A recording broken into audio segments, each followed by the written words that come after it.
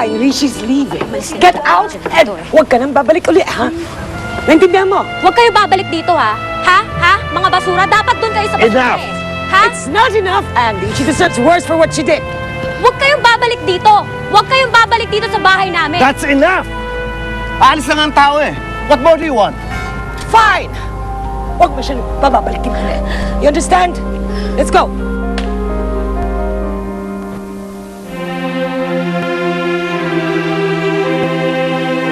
Sir Andy.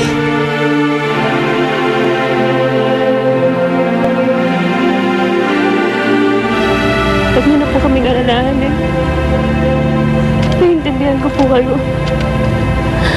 Dapat lamang na maparusahan ako dahil ako'y nagkamali.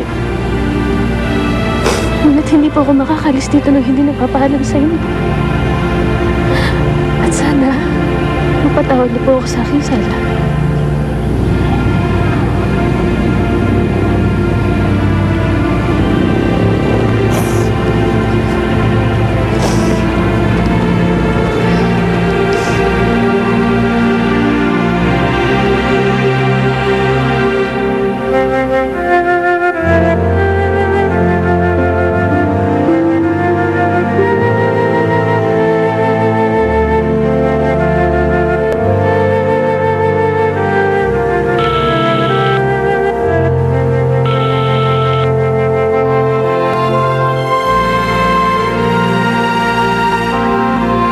Hoy!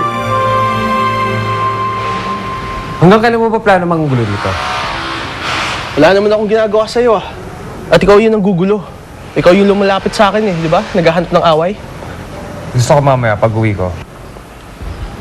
Ayoko na makikita yung pagmumukha mo dito. Ha? Ayos ah. Kung umasta ka, parang pag-aari mo tong bahay na to ah. Di ba sabit ka lang din? Gago ah!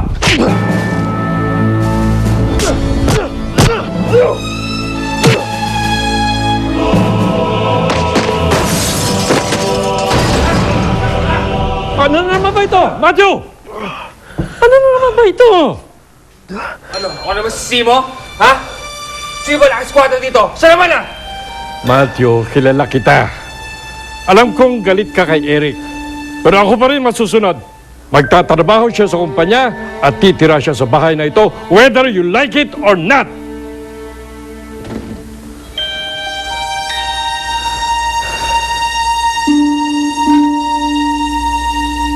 Ate, paano na ang Prince Charming mo?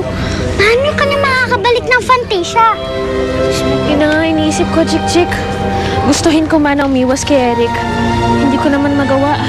Kailangan ko pa rin siyang hanapin at suyuin. Lola? Si Lola! Ay! Graciela! Chik! Ay! Graciela!